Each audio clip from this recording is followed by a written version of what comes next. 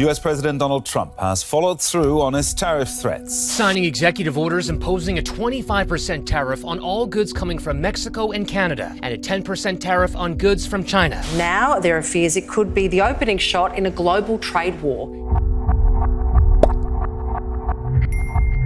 A tariff is a tax that is imposed on an import into a particular country. Normally it's done as a percentage of the value, or it can be a flat rate. Tariffs have been around for as long as people have been trading. Up until the 19th and 20th century, it was the main form of income for governments, as a way of just raising money, thinking that it didn't hurt anybody.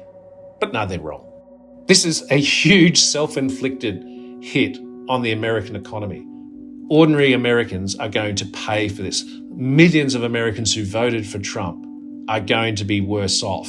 If you don't make your product in America, which is your prerogative, then very simply you will have to pay a tariff, differing amounts, but a tariff which will direct hundreds of billions of dollars and even trillions of dollars into our treasury to strengthen our economy and pay down debt. We have so much great history and records about who pays tariffs. Ultimately, the business that is bringing in the imported good pays it, but they pay for it by increasing the cost, the price that they sell to the consumer. So you, me, and every American, Canadian, and Mexican and Chinese consumer because of these tariffs. So we need help from Mexico. If Mexico doesn't give the help, that's okay. We're going to tariff their cars coming into the United States. Why is he doing this? Because Trump really has been arguing for some time that he can replace income tax with tariff revenue. Now, there's a huge difference between how much revenue is collected by income tax and how much is collected from tariffs. So if you think, I'm going to push up the cost of everything by $1,000 or $1,200 per household, I'll have to reduce tax. But the problem is that, and this is the problem with tariffs in general, is that they are regressive. Lower income people spend more of their hard-earned on buying goods. It's as a greater share of their income. High income earners pay a lot of income tax, aka let's think of, I don't know, Elon Musk or Mark Zuckerberg or someone like that.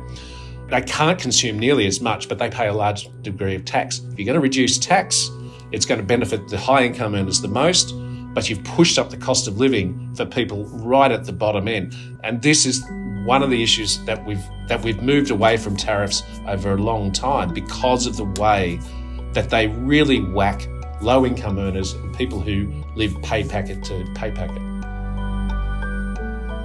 Our problem is what's going on with China. China is our biggest trading partner by miles. And if you've reduced the activity in China, then you slow the Australian economy. So that's part of it.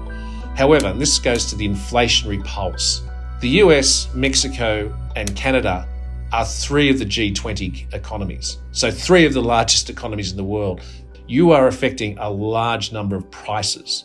So if you're Michelle Bullock, the head of the Reserve Bank here, and you're going, rightio, is inflation from overseas going to feed into the Australian economy? That's a real risk.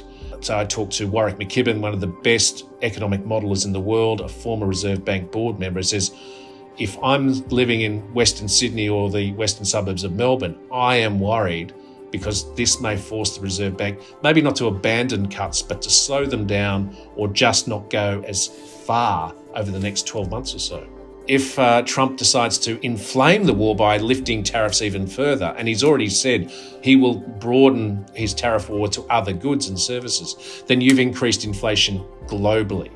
And the Australian economy cannot escape inflation that may be generated across the globe. So that's a real problem for them. He's clearly breached the free trade agreement that he renegotiated with Mexico and the United States when he was in office first time. Australia has a free trade agreement with the United States.